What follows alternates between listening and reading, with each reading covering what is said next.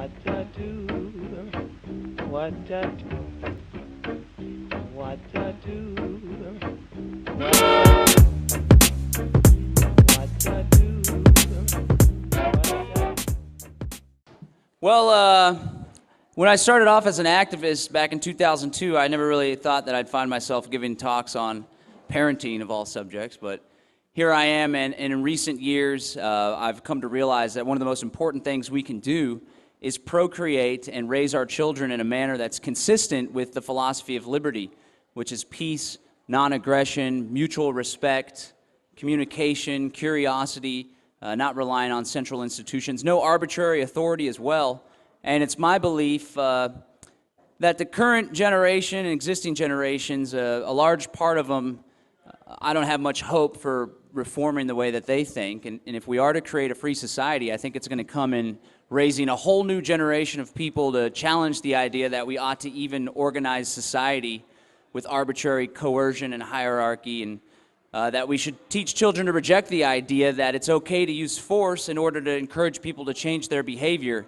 And of course, we believe that's wrong for government to use force in order to encourage people to change their behavior. So I think that principle should be applied to parenting as well. And if we can live in a more consistent manner, I do think we'll have a better shot at creating the ideal world that we all are yearning for. And then for those of you that do have children, obviously I've thought deep and hard about how difficult it is to contemplate bringing a child into this world and having a child grow up through the same hardships and trouble that we've grown up. If anybody's been a victim of the police state, or just the idea that people are locked in cages, is hard for me. We took a 3-day, 2-night train ride up here. Thankfully, we had a sleeper cabin, but it was still pretty rough with our 20-month-old baby, Aliana, and our new 2-month-old, William Lysander. And it was difficult, and the reason why we took the train is because we don't want our children to think it's normal for there to be checkpoints and for people to get patted down and to go into radiation scanners. We want to raise our children to object to that idea, so it would send a really bad mixed message for us to go and subject ourselves to that in front of them. So as a result, we took the train, and I'm often worried about my children having to experience the same hardship that we are. So I think it's absolutely important that we don't only get active within our communities, but we also get active within our family, and we change the way that we interact with our children and with our significant others. So there's essentially a few themes that I want to touch on, and I'm going to try to do a free-flow conversation here. Got a few notes, and then I'd like to open it up for questions and discussion and have kind of a discourse here.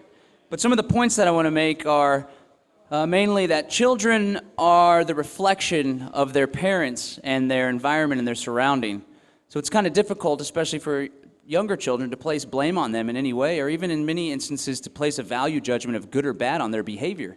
Because as they're growing up, sure, they do have free will, but they're a product of their environment, they're a product of the attitudes of their parents and the lessons that their parents teach and the way that they live their life. So I think if we want to change the behavior of our children, I actually don't even like using that language.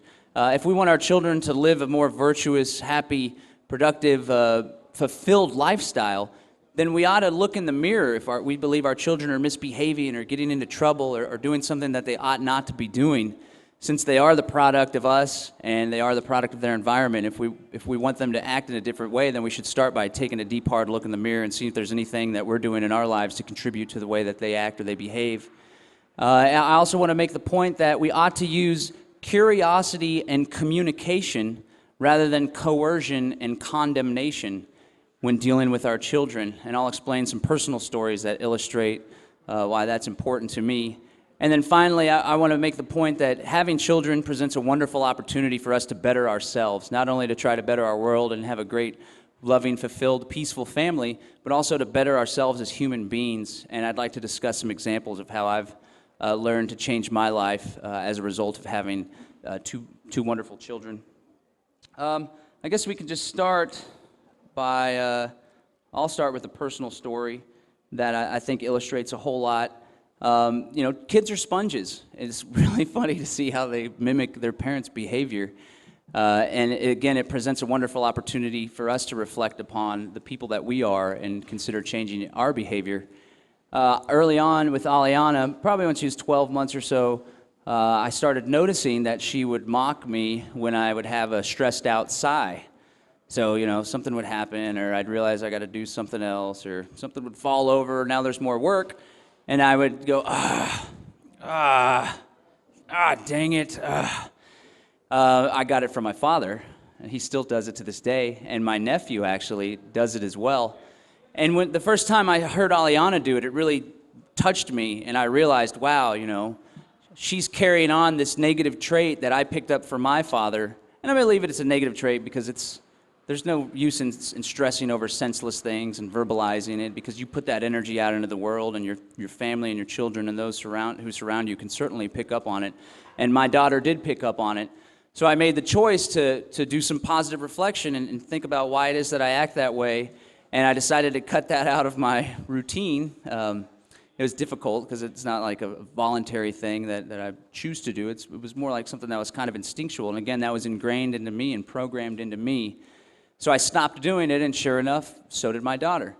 Another thing is, this is something I'm currently working on right now, is whenever I'd be stressed out at a little bit higher level than the grunt, I'd say, God damn it.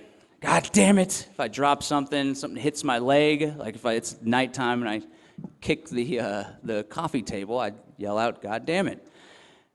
And again, that's what my father does. And that was ingrained in me and programmed into me. And when I saw my daughter start saying, God damn it, I thought, what a perfect opportunity to stop saying that, because as you can see, it's generational. It continues the cycle. So I'm going to make the choice to maybe slow down a little bit in my life and not be so stressed out all the time, not be so busy, so I'm not inclined to have a reaction whenever something happens that shouldn't cause that reaction. And in turn, I hope that my daughter will stop saying GD as well, because Lord knows if Grandma hears it, she probably won't appreciate that too much.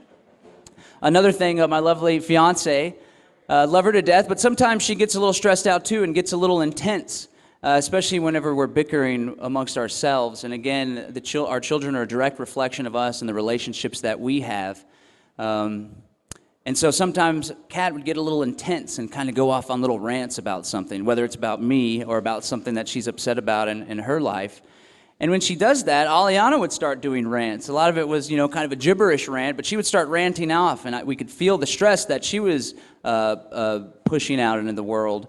Again, it was a direct reflection of Catherine, so we decided to slow that down as well. Sometimes when me and Catherine argue and bicker, the children will start crying. So I think it just serves to illustrate, again, our children are a direct reflection of us, and if we want our children to change their behavior or act in a different way, then it's up to us to look in the mirror and change our behavior and act in a different way. It presents us with a wonderful opportunity to change the people that we are. Another thing that's a cycle that I'm breaking, and something I want to touch on here for a little while, is the topic of spanking, which of course will naturally come up in any discussion on peaceful parenting. On the surface, for libertarians or those that want to create a free society, I hope that people would see how inconsistent it is to believe that the government ought not use force or coercion, which is the fear of the use of force, the fear of violence, in order to encourage people to change behavior. That's what happens when you pay your taxes. People do it because they're afraid of the consequences that would happen. It's what happens when a police officer comes up and tries to compel obedience. It's because they have a firearm on their side, and people in their mind think about the possibility of harm or violence being inflicted upon them, so they have a tendency to change their behavior. I think as libertarians, if we reject that idea, we ought to reject that idea with our parents, with our parenting and the relationship that we have with our children. And I threw this out to the world a year ago or so on Facebook, expecting most libertarians to say, oh yeah, we're right on board with you, but I was surprised to see, maybe I wasn't too surprised, that it sparked a big controversy. 650 comments later, there was person after person after person after person trying to justify their use of violence on their children. And I do believe spanking is using violence on your children. Most definitions will show that violence has a couple different elements that are usually found in the definition. That's the use of force and the the desired end is for someone to feel harm or to be hurt, generally whenever you think of violence. And I think spanking fits that bill pretty well. So again, if we are trying to create a world where we want people to reject the idea of using coercion to change behavior, then we ought to start by rejecting the use of coercion to change behavior within our households. Another thing that I see wrong with spanking and other forms of discipline, which is a word I don't appreciate either, whether it's timeouts or rewards and punishment, which I'll talk a little bit more about later, is that it fails to point out the intrinsic problem with the child's behavior. It's like it's skipping the real issue. It's failing to strike at the root. It's failing to do what I like to call curiosity and communication. We always need to remember to ask why. Why is our child acting out? Why are they being frustrated? Why are they throwing a fit? Rather than just saying, oh, they're throwing a fit and I don't appreciate the way they're acting, so I'm going to use coercion, fear, rewards and punishment, or timeout in order to change their behavior. It's important to step back and take a look at why they might be acting that way. And a perfect example of that is with our daughter Aliana.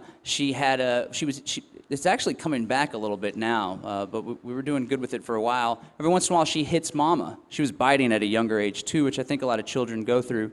But we found her hitting mama. And so, man, that was really difficult to deal with because obviously we're not going to hit her back. That's another thing. Parents, be sure you don't hit your child to teach them that hitting's wrong, because they're smarter than most people think, and they'll certainly pick up on that and believe that it's disingenuous, and it'll probably put some hampers in the relationship that y'all are building. So Aliana would hit mama, and instead of reacting and getting angry or trying to discipline her or punish her or put her in timeout or whatever, we decided to ask why. And we started to pick up on a pattern that Aliana would hit mama when Dada was on his smartphone or when he was working and when he wasn't giving her the attention that she desired at the time. So we found that once we put the smartphone away, and whenever I started committing more of my time and energy, giving it 100% rather than 75% in family mode, 25% dinking around on my phone, responding to emails, we saw that the hitting and the biting reduced dramatically, almost down to zero. Although she's been a little bit rough lately. I think it's because that I've been too busy, we've been too busy, and we're not able to give her exactly what it is that she needs at this particular time. So that's why I think it's important, again, to ask why, to take a step back, and not to say, what can I do in order to change this child's behavior so they'll fit the mold that I want them to fit, or so they'll act a certain way that's convenient for me, but to step back and say, why might it be that they're acting this way? When children throw quote-unquote fits, a lot of times it's because they're frustrated. And it's difficult for them to communicate exactly what it is that they're trying to get across. They need something, they can't communicate it. One thing that worked really well to help us communicate with our daughter is we did baby signs, which was absolutely phenomenal. And now she's doing like 8-sentence words. She's 20 months old. She communicates with us really well. We're really impressed and proud of how well she's doing with communication. I think in large part is because at a very early age, she was responding to us with signs, saying, change my diaper, I want more, I'm all done. And she was doing about 20 signs at a time. There's a lot of great resources and references online and websites, and there's books that you can get. And it may be difficult at first because they're not really reacting, but when they start throwing the signs back at you, it's really important. So what that allows, not only does it help with their communication skills and helping them to speak more clearly and proficiently at a younger age, but it also helps them to communicate their needs. So it's less of a guessing game with the parent, and they'll be less frustrated when they're seeing that they're able to communicate to their parents and their needs are being fulfilled, rather than having a period of frustration. Because most of the time when kids are upset or when they're throwing a quote-unquote fit, and I say quote-unquote fit because I learned a lot from Dana Martin, who does radical unschooling, and I asked her, what do you do when your children throw a fit? And she rejected the idea of even using the concept of throwing a fit because she thought it was belittling. She said children don't throw fits, they just get frustrated, and they express frustration in certain ways. So whenever your children are expressing frustration, again, it's important to take a step back and ask why. Not say, what can I do in order to stop this fit, in order to make it easier, in order to appease the person at the table next to us, but ask, why is it that my child could be throwing this fit?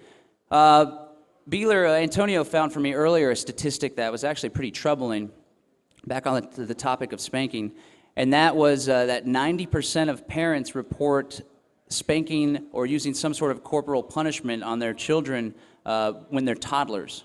That was from the University of New Hampshire, a project that they have. And I just find it really hard to believe. I can't imagine striking my child, a 20-month-old, a toddler. Some parents even hit their infants. I think at this particular age, the children are so young and so dependent on us in many ways that it's actually the responsibility of the parent to ensure that their child is in a safe environment. So of course people always hear, well, you know, I don't spank for certain reasons, but I do spank when my child runs out into the street. That's what I always hear. Or when my kid just continuously reaches up for the hot stove. You got to spank them to teach them that it's wrong to do that. Well, first of all, it misses as I said before, the intrinsic reason why you don't run in the street, or the intrinsic reason why you don't touch the stove, and it tries to side skirt that by using fear and force and coercion and pain in order to do that. But also on that subject, if a child doesn't learn why it is a bad idea to be out in the street, and of course it's difficult to teach a young child these things, then they may not learn, they may not realize the problems with it, and maybe when the parents aren't around, they'll do it anyway because their only motivator to not run the street was that fear of spanking and coercion. But at this particular point, at this age, I interviewed Stefan Molyneux, who's a big advocate of peaceful parenting, and I said, well, what do you say to those parents who say we spank whenever our child runs into the street? He said, well, there's this new invention that you may have heard of. It's called a fence. It's a wonderful tool to prevent your children from running in the street. Another thing is just be in between your child and the street. If your child has a tendency to run to the street, don't let them in the front yard alone. Or if they're going to be in the front yard, position your chair closer to the street than the area that they play in. And if they don't go by there, if they start to go motion towards the street, be sure to put them back or tell them that it's not a good idea. Some parents, and the same thing with the kitchen. If your kid's going to reach up to the stove, then get a freaking baby gate and don't let them in the kitchen anymore. I know sometimes these things are easier said than done. Another thing that parents often say, well, we got to spank or we got to use some sort of punishment or corporal punishment or rewards and punishment or timeout system is whenever a child is throwing a fit, quote unquote, at a restaurant, or whenever they're just screaming at the top of their lungs, or whenever they're just being a real pain in the neck and they're distracting other people. Well, I personally think, this came to mind from a comment that my dad had, because I posted on Facebook. I'll be giving this discussion here at PorcFest, and I'm about to share a personal story of how spanking affected me as an adult, being spanked as a child. And I posted, I intend to share this discussion and have people learn from it and talk about how spanking affected me as an adult. I get a call from my mom, a voicemail, Happy Mother's Day. You know, a friend of mine called and said, you said something on Facebook about us spanking. You know, don't portray us as abusive. I feel like we're, you know, you may think we're being a bad parent because we've only talked about this once, me and my father, and I think it's important for closure for people that feel that spanking harmed them as children to discuss this with their parents. But my dad posted on the Facebook comment, and he said, you know, you were actually, you know, a little bit less behaved than most children, and you were disciplined than less children. And then he says, and you have a son now, which I hear the sons are a little bit more unruly and rowdy. I'm yet to experience it. But he said, you have a son, you should wait till you pass judgment until he grows up a little bit more. And it got me thinking, like, there's nothing that my child could ever do that I would think, like, oh, snap, now I'm going to hit him, or now I'm going to use force, now I'm going to grab the belt. I can't think of anything that would cause me to do that. I've already made up my mind that I'm going to parent in this particular way. And it got me thinking how a lot of times I could see how parents, they use spanking or they use these tools like corporal punishment, times out, rewards, and punishments in order to mold the child to fit their needs, rather than seeing it as a partnership where we all need to mutually respect each other's needs. They say, well, I want to go out to eat with my wife, and if my kid's going to act up, then I'm going to take him into the bathroom or take him outside and use violence on them because they need to know that whenever we go out to eat, you need to act or behave a certain way. Well, sometimes when we go out to eat, Aliana gets upset and is frustrated, and sometimes she screams. So we just walk outside with her. And if there's a child that's so unruly to the point where a parent would be inclined to hit them when they go out, they go, oh, we can never go out. We're so frustrated. We can't take these kids out. We want to go out. I mean, maybe you shouldn't go to dinner with your child. Maybe, unfortunately, you can't have the privilege of going out to eat dinner. You've made the choice. Most instances, parents make the choice to bring children into the world. That's a grave responsibility. You now have a duty. They didn't choose to be entered into this world. Or maybe they did, depending on your metaphysical thought. But I think it's an extra layer of responsibility. This is something that Molyneux touches on as well, that we ought to take that into consideration, that we brought the child into this situation, so now we may have to change our lives a little bit. We may not be able to go out to eat as often as we wanted to. But certainly just ceasing the activity that's difficult to you is certainly a better idea than using physical violence against a child. A lot of times I hear people say, oh, well, I was spanked and I turned out just fine. I spanked my kid and he gets straight A's. Well, first of all, I often ask, well, have you done any self-reflection and have you explored any possible negative results of the spanking in your adult life? Is there anything that you could point to that may have been a result of the spanking, or your parents using violence, or someone that you would expect to be a caregiver, a nurturer, someone that should comfort you whenever they start striking fear into your eyes? And they say, no, everything's fine. But on the surface, when they reveal that they now hit their children, I can tell you what the negative outcome is that they're hitting children and they think it's okay. On the surface, that's a negative outcome. But a lot of times, if you do some psychoanalysis or some self-reflection, you will find that there are some negative aspects. And I think it's important to share that with one another so we can maybe get some people to realize some things that happened as a result of spanking, so that maybe they can reconsider using that as a tool to try to change their children's behavior. And recently I did some self-reflection, and I learned of a negative effect that my spanking as a child had on my adult life. And this actually came with the help of Stefan Molyneux. We did a discourse with him, Catherine and I. Catherine and I were having some really big relationship problems, and it was based on a time when we were split up shortly, and I did something that maybe I shouldn't have done. But more importantly, I lied to Catherine about it, and I withheld the truth from her. She started having dreams about it, which is pretty wild, pretty cognitive of her. And I would always get defensive and say, why are you saying this? Why would you expect I would do something like this? And I lied to her for quite some time, and it caused a lot of difficulty in our relationship. And we had a conversation about it with Stefan Molyneux, and he starts asking about my upbringing as a child. And all of a sudden, Catherine tells him, well, he was spanked as a child. And I said, yeah, I was, and I'm open about that, but I don't see how it's relevant. So Molyneux starts asking some more questions in his typical Socratic method, and come to find out, I did some self-reflection and realized that perhaps when I was a child, namely I would get spanked as a child when I'd get in trouble at school, which was kind of a pain in the butt for being a libertarian, because I was in this public school indoctrination program that did not care for my needs as a child or my needs as a unique individual. I would act out. It wasn't challenging to me. It wasn't fun. Was more of a class clown, really.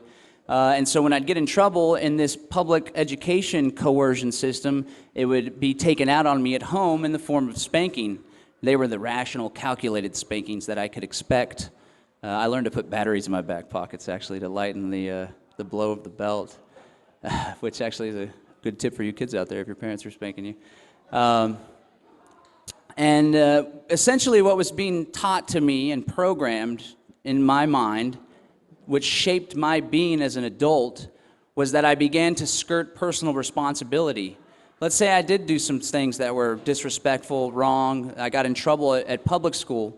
Rather than coming home and saying, yeah, you know what, I did that, I was acting out, I was misbehaving, I would always say, no, it's the teacher's fault, she just has it out for me, or it was so-and-so's fault. I would skirt personal responsibility because I came to expect physical violence to be brought upon my person should I admit to it, or even when I didn't admit to it. And that shaped me as a human being. I believe it caused me to fear the acceptance of personal responsibility, which is one of the reasons why I lied to Catherine for so long about what I had done, because I was afraid of accepting personal responsibility, because accepting personal responsibility was associated with physical violence being inflicted upon me. And when I realized that, it really was a game changer for me in my life, and really appreciate having that conversation with Catherine and with Stefan. And I think it's a valuable lesson for people who are spanking, who think that it didn't have any negative effects. Sometimes it's a little more difficult to see. You have to get a little bit beneath the surface in order to realize the negative effects. So I like to share that story. It's yet another reason why I think spanking is a bad idea. And for people that are trying to have discourse, I think we all ought to talk to our peers and people within our community and our family, and talk to them about spanking and let them know you may think that it's doing wonders now, which it doesn't even do wonders, because I continue to get in trouble in school. But there could be some negative consequences that you're imprinting in your child's mind. And many people are afraid to self-reflect. It's difficult. It's probably the most difficult thing to do, to take a look in the mirror and find fault within yourself and work to change that fault. But I think if we do that, we'll all be better off, and we can learn more about ourselves and about our children and the way that we raise our children. So I like to share that story as a demonstration of some of the negative effects that may not be so present or apparent for people that think that spanking is okay, and I turned out okay. And again, it's a continuous cycle. So many children that were spanked end up spanking their kids, and it just continues on. And I think it's time that we could move beyond that as a community to start with, as a liberty community, but as a society as a whole. We should reject that notion that it's okay to use force and it's okay to use coercion in order to change people's behaviors, because there's a lot of side effects that go on top. And I just want to hit again one more time, it fails to recognize the intrinsic problem or the intrinsic reason why a child is acting in a certain way. Had my parents had the foresight to say, oh, well, maybe he's acting up all the time in public school because public school isn't a good medium of education for him. Maybe we should consider Montessori school or homeschooling or some sort of alternative education. Stick around for a discussion from Antonio Beeler on that front directly after I talk. Again, asking why, being curious. Why is it that my child is behaving in a certain way? Is there anything that I can do in order to change my behavior or change the environment that he's in order to help with the situation? Just a quick talk on rewards and punishments. I read this great book by this guy named Alfie Kohn, Kohnalfie. It's called Unconditional Love. And it talks about some of the negative aspects of using timeout and using a rewards and punishment system. And for me, the biggest part of it is, again, it fails to strike the root of a problem as to why a child is acting in a certain way, and it just tries to cement and try to cover things up by using these tools.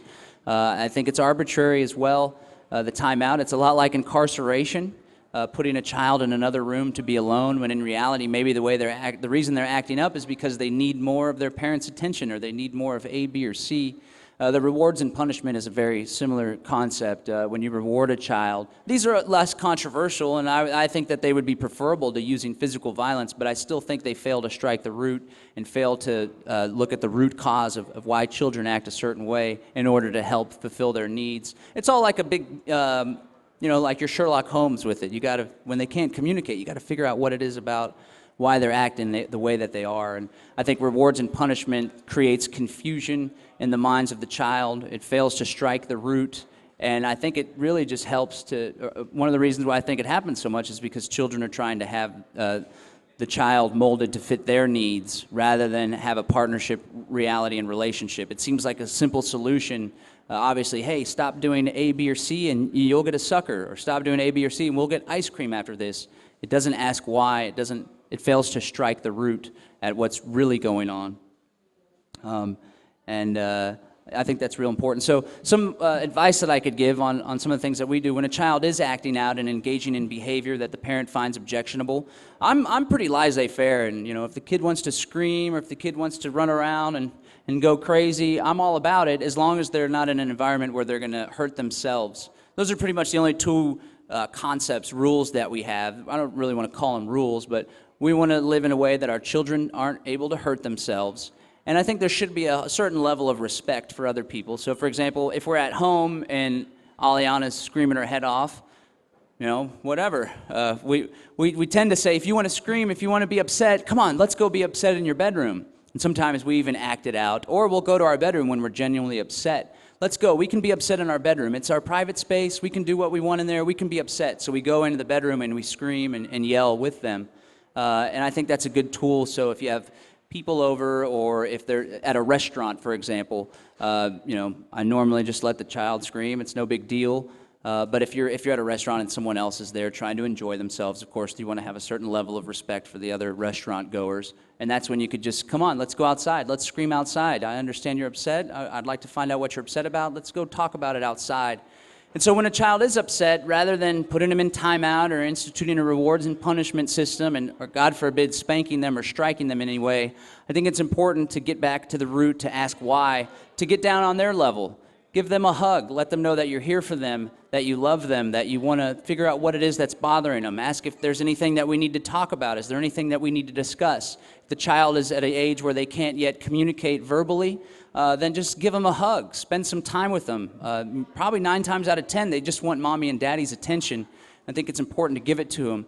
Which brings me to one more point that I'm going to hit on, and then I'll wrap up and we can open up a conversation and discussion. I'd love to hear you guys' thoughts, your ideas. We can all work on solutions and stuff together.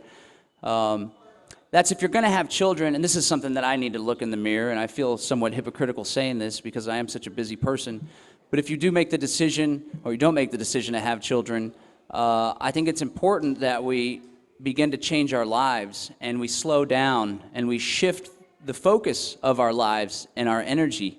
And right now, I have too much of my focus in my work as the executive director of the Center for Natural Living. I do Rise Up Radio Show, the Liberty Beat. I'm just so busy. I've taken on multiple projects at the same time, and I think it's having a negative effect on my family life.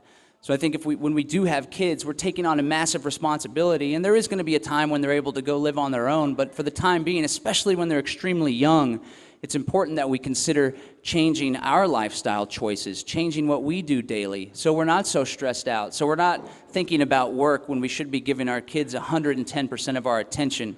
And one thing that I can help bring that about, which is very difficult, and me and Kat are trying to shift the way that we live. We're trying to shift the culture of community in our area. Back in the day, there used to be multiple generations living on the same property, so the grandparents could help with the children when the parents are out tending the fields or when they're out working. Then when the grandparents, 20 years down the road, the grandparents are getting a little older, turning into infants of their own, wetting themselves and getting nice and droopy skinned. The children are now 5, 10, 15 years old, and they can take care of the grandparents, and everyone can live as a unit, as a community. Likewise, it doesn't have to be a family unit. It could be friends. Friends are family as well when there's love. I think if we work together to build more community, to shift the way that we live, not this way that we live where everything is sectioned off and where people are over here and some families don't even live in the same city, but if we can all come together and we can have multiple people that are part of the same community, part of the same family, living on the same property or living within the same general vicinity and helping one another, it'll certainly serve to alleviate the stress and difficulties that do come with having children and trying to live a somewhat normal life and continuing on some of your activities. And I think it may take time and it may be difficult for us, for this generation, but I think we can transition back to that, and we ought to transition back to that, and we ought to do everything in our power to build more community and to live in a way that will allow us to have the help that we need. I just want to thank Tracy Ward, and sorry, I'm getting a little emotional, and her 2 daughters, because they've really helped Catherine and I. They've really helped Catherine and I to benefit our lives and help raise our children. So thanks, Tracy. She's busy working back there. And thank you, Claire, and thank you, Madison. It's just an example of 2 families coming together and helping one another and benefiting one another in a way that the families wouldn't be able to do if they were just alone, if it was just one family. So I think that's ultimately the path that can help make everything that I've talked about, which is really difficult. Raising children is the most difficult thing that I've ever done in my life by far. But I think when we can come together as a community and unite families, it'll make it a lot easier to do just that. So to recap some of the themes that I discussed, parenting presents a wonderful opportunity for us to look in the mirror, reflect on the people that we are. Didn't think I'd be crying during a parenting discussion either 10 years ago. To reflect on the people that we are and to realize that our children are the products of us and our environments. And if there's anything about our children that we may not appreciate, don't take it out on them. Take a look in the mirror, ask why, and use community, let's add community. Use curiosity, communication, and community instead of coercion and condemnation. And I think it'll benefit us all as a whole, as a society, and it'll make sure that we're living a life that's more loving and more fulfilling for our families. So that's the core of my discussion today. Thank you. Antonio's going to hand out these flyers here. We're putting together a reality-based program called Sovereign Living. There's going to be 12 episodes, and it's going to follow Catherine, myself, Aliana, and William in our quest to lead a more self-sufficient, natural, and voluntary life. Some of the topics that will be discussed are alternative education and peaceful parenting, partnership parenting. We're going to be doing a screening on Thursday at 3 p.m. There'll be a tidbit of episode 3, which covers Catherine and I's second natural home birth. So I want to invite everybody out on Thursday at 3 p.m. to come check out the show that we're doing. It covers essentially our life and the stuff that we're doing and much of the stuff that I talked about, and it puts it in a fun, entertaining, educational, and hopefully inspirational manner so people can watch and see that while it is difficult, we can change the way that we live, and we can better ourselves, our families, and in turn create a more peaceful, voluntary world. So I don't know if these microphones are on, but we can open up the floor for discussion if anybody has any questions, comments, or any advice that they want to share with the crowd, or any problems that they're experiencing within their families or anything like that that they want to talk about. Anybody? Hi. How are you? Yeah, my name is Juan. There's a few people that in Toronto, we have a small community. Oh, sorry. We have a small community, and we there's this peaceful, see what it was called, Global Peaceful March going on in about September. There's a Facebook meetup sort of thing going on. And we want to go to this thing and try to spread peaceful parenting ideas, right? So we're probably going to get pamphlets going on and try to talk to people, which is really exciting and, nerve-wracking. And I was wondering what you think, what your approach would be. I don't know if you talked about this already, so I'm sorry if I'm like making you repeat yourself because I got here a bit late. But what would be your approach in sort of trying to sell this idea to people that are, should be interested in peace, right? Mm-hmm. And might be a pretty safe environment to explore this thing, because how are they going to sort of be like, no, spanking is correct, right? In that kind of environment. So I'm curious what you think about that and how to approach that challenge. So it's a peace rally, global peace, like anti-war, or just peace in general? Let me try to read you the name. I'm not sure exactly what they're going to be discussing, but it should be, it's more a political kind of like no war type thing. That's what I'm thinking it is. Well, if their goal is peace in the world and peace in society, I would try to demonstrate the inconsistency and the hypocrisy of not leading a peaceful household. One of the things that I like to do in my activism in all different forms, whether I'm convincing someone that we ought to be peaceful parents or whether I'm convincing someone that we ought to reject the use of government for anything and trying to turn people onto anarchism, is to create cognitive dissonance in their minds so they kind of have a short circuit, and just to get them to point out the inconsistency in advocating for a peaceful world while simultaneously living a violent life and not having a peaceful household. So I'd start with that overall concept maybe, and then have it say like, if we want to create a peaceful world, what better place to start than in our own households?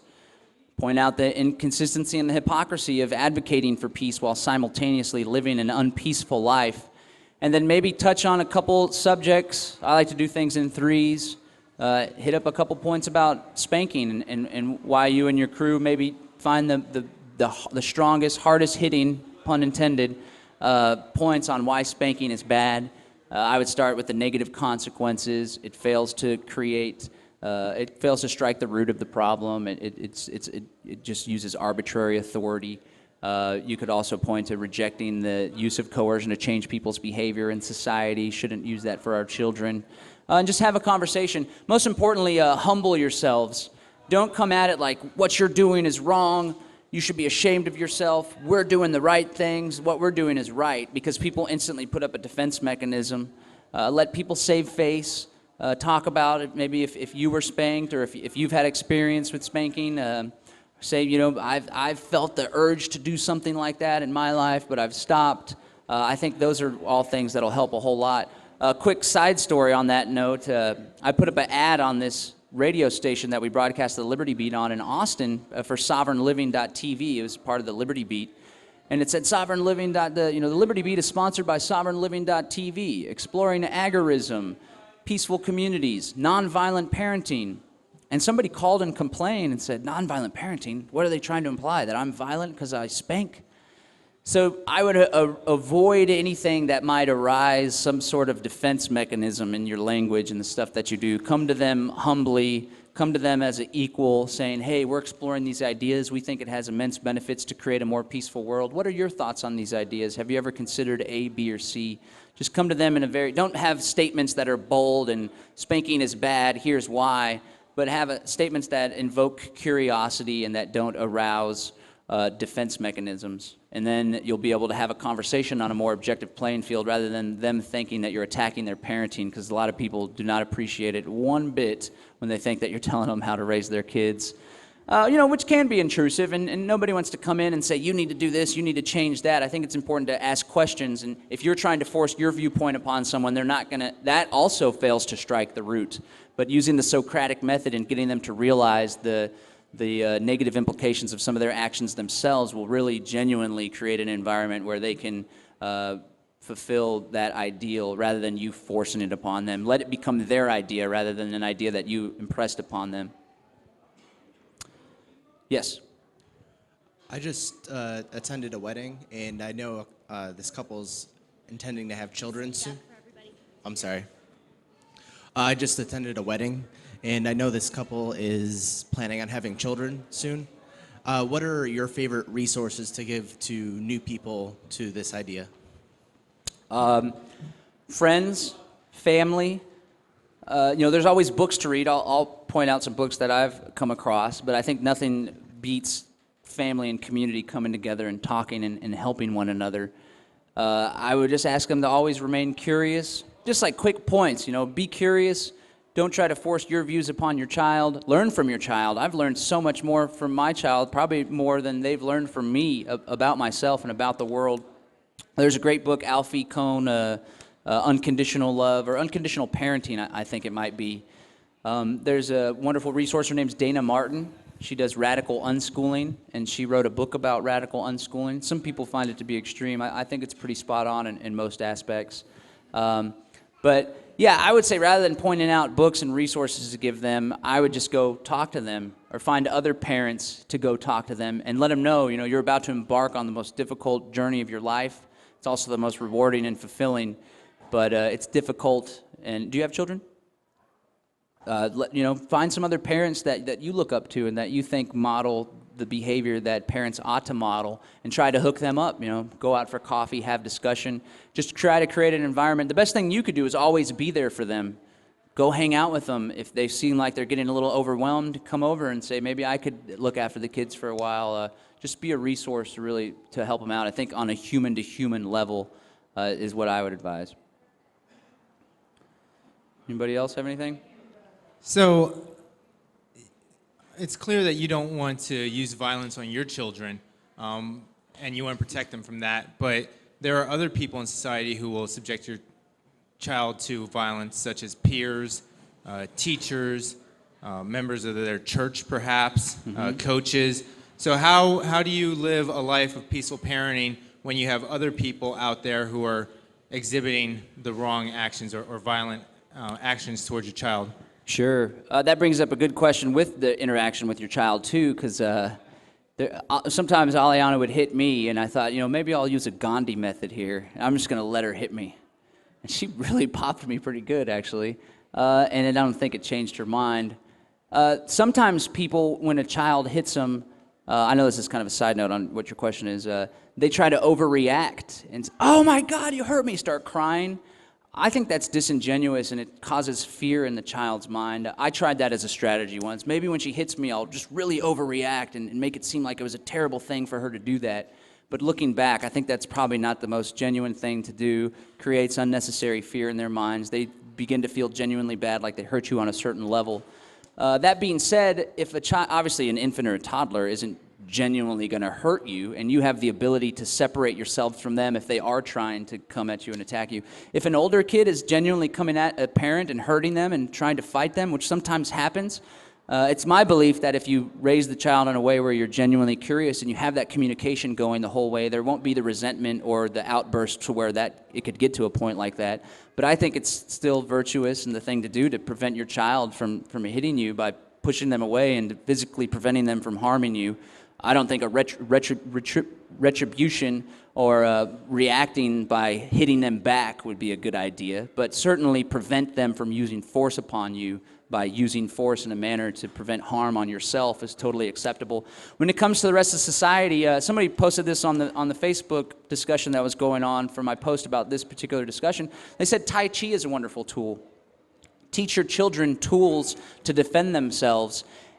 Tai Chi is a martial art that's mainly defensive in nature. It takes your attacker's energy and shifts it away from you in a manner that you're not actually striking them, although if you need to save yourself, of course, striking is useful. That's where the kung fu aspect comes in.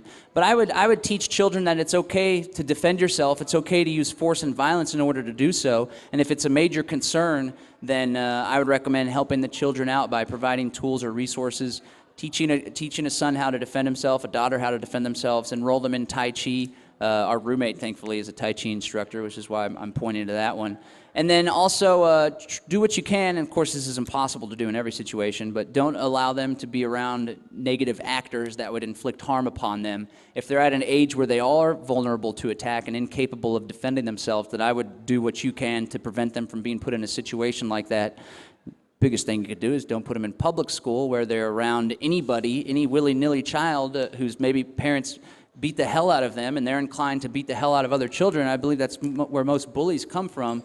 But just do your best to keep them out of an environment where that takes place. And if that is a possibility, I think it's certainly a good idea to teach children to defend themselves. And I think if you are to use a medium of defense, Tai Chi is a wonderful type of martial art. So is Aikido, karate, which is all about taking the attacker's energy, reflecting it in a way. It's kind of a martial arts that's consistent with NAP, in my opinion.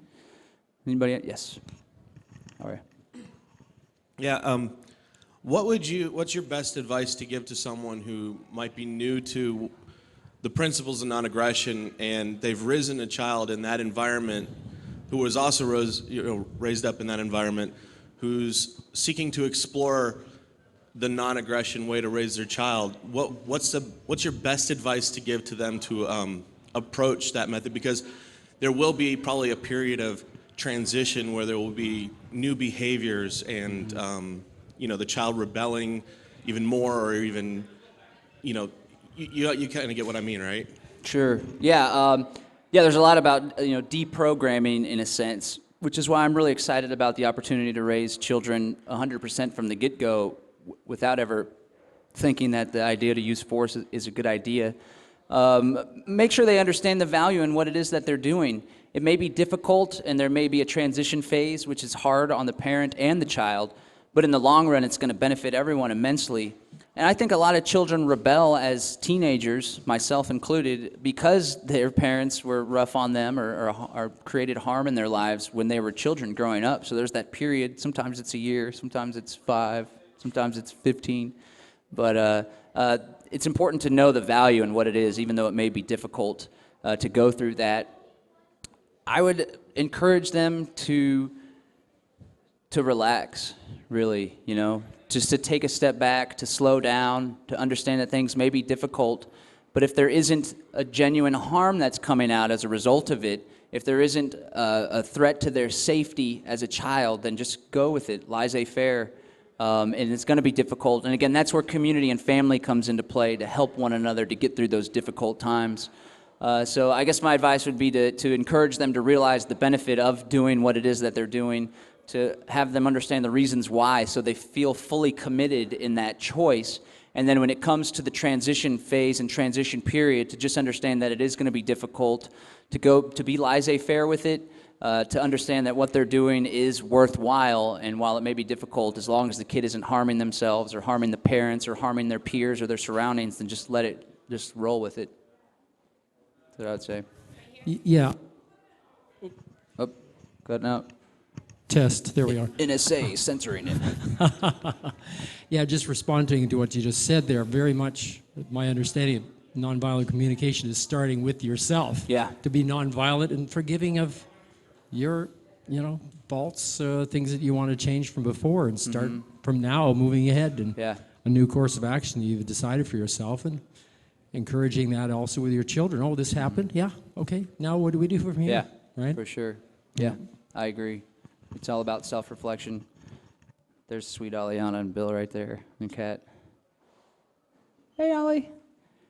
Does anybody have any other questions, comments, remarks, advice, rebuttals, peace and freedom, prosperity, happiness, joy, love?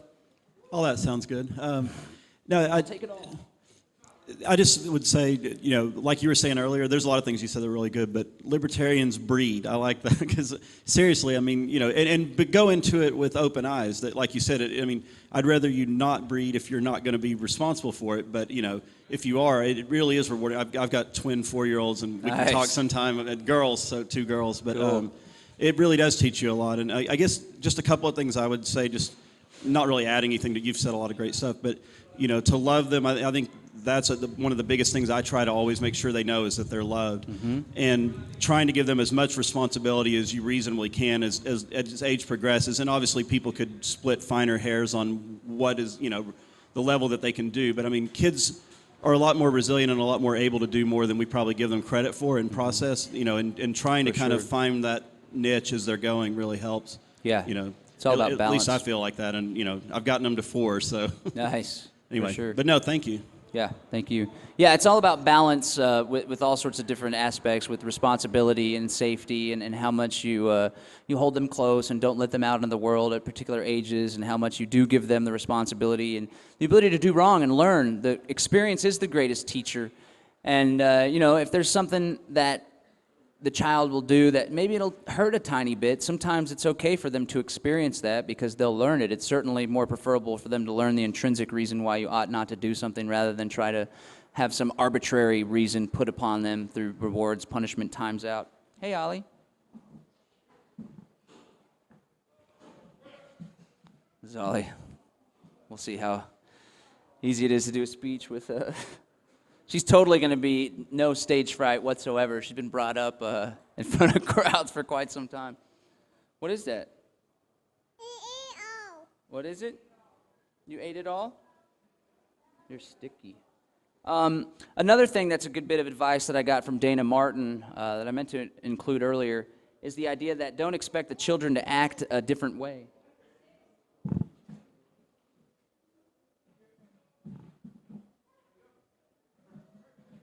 Don't expect the children to act above their age.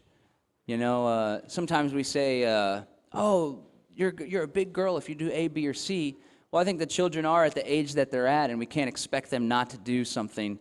Another thing is when children get upset or throw fits when they're hungry, don't be upset. I get upset and pretty aggravated and grouchy. You can ask Kat whenever I'm hungry. And I understand that, and I'm able to communicate that. Imagine a child that may not be able to express themselves or express what they're experiencing at that particular time when they're hungry.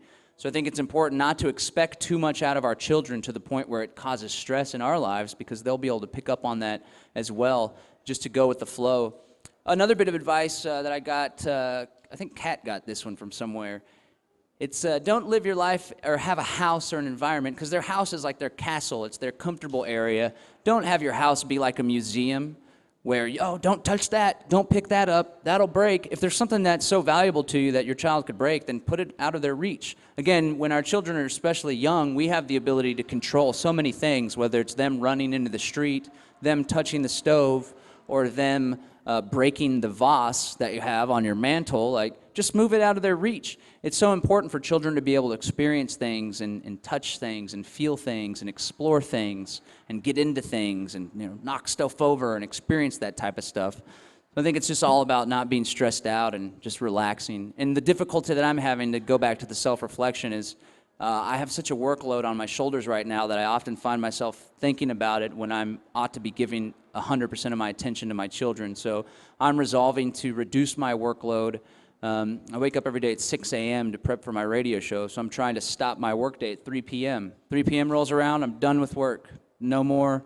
Your email, I'll respond to it tomorrow. It can wait. It's not as important as having a happy, fulfilled life. And that's something that I'm struggling with because I'm such a workaholic, but I certainly value my family's happiness more than I do my job or what it is that I do in life. So that's something that I'm personally working on, and I think it'll immensely help and benefit with my stress level, but also the children picking up on that, for me to just let go and to devote 110% whenever it's time to relax and hang out. There's a couple more resources. Anybody familiar with The Voluntarist, the magazine that was printed out? I think it ended in the 90s. They have a bunch of articles about homeschooling and parenting that are really worthwhile checking out. There's a resource, it's called Homeschooling, A Hope for America. And it's a book that's a collection of short essays that were put out in the Voluntarius by Karl Wattner. So I definitely recommend that. I learned a whole lot from that. And then there's another book, I can't recall the title right now, but it goes over a bunch of different things in that same vein of peaceful parenting, alternative education, and letting go and living stress-free. Does anybody have any other questions, comments, thoughts? Yes, sir. As you and your wife had this transition into peaceful parenting, you must have had disagreements, and if you did, how did you overcome those? Well, that's a good question. Well, thankfully, we started off with peaceful parenting because we were libertarians before we had the children. It's actually the Department of Homeland Security brought us together. We were both fighting fusion centers, her in Kansas City, me in Austin. So thank you, Janet Napolitano, and everybody that made that possible. I don't think we've had too many disagreements with our parenting approach. We both try our best to let our guard down and just have open communication and not to be too strict in our positions, to understand that we are imperfect. We don't even have a 2-year-old yet. We don't exactly know what we're doing. We're doing it, though. And to not be so hard on your position, just to have open, loving communication, to discuss the merits of something, to not get stuck in a position like, oh, well, that's my position, now I have ownership in this position, and I'm going to stand by this position no matter what, because for me to give up this position makes me feel like less of a person. Reject that entirely, do the opposite, let your guards down, and let it be about the needs of the children, not the needs of someone's ego or someone's position to stick in it. And just open communication, open discourse is what I would recommend. And again, that's a lot easier said than done. One thing that we don't do, but we could, is regular, once a week, we're going to have a family meeting, Saturday from 2 to 4 p.m., where we can discuss things from the previous week that we had a problem with. Kat, we should do that. She's going to say, well, stop working and we'll have time to do that. That's what I would recommend. Just both partners putting their guard down and understanding that a discussion on any topic that they may disagree with will only serve to better their relationship with their child. I think that might help a lot. I guess maybe we got time for one more question? No? Anybody? Yes. What's really great also, time for you and your wife. Yes, yourselves. Indeed. Date night. Date night. Date night. Yes, gotta have Grandma. it. Hey, because the closer you are as far as being on the same page, the kids pick up on that too. Yeah, for sure. And time They definitely do. focus on that relationship. That's Yeah. the environment that holds all of it together. Without a doubt, for Yep. sure. All right, thank you. I want to encourage everybody to go to the Sovereign Living screening on Thursday at 3 p.m. I think you'll really appreciate the work that we've done with this project. SovereignLiving.tv is the website. It's going to be a 12-episode reality-based program exploring a lot of the ideas that we talked about today. And you'll get to have an intimate look at the birth of our second child, a natural home birth. And definitely please come out Thursday at 3 p.m. For more information on the nonprofit that I'm the executive director of and co-founder of, it's called the Center for Natural Living. The mission is to demonstrate the value of voluntary cooperation and natural living in the areas of sustainability, family, and health by creating educational media and helping families to fulfill their basic needs. The website is centerfornaturalliving.org. So thank you, everybody, for taking part in the discussion. Appreciate it.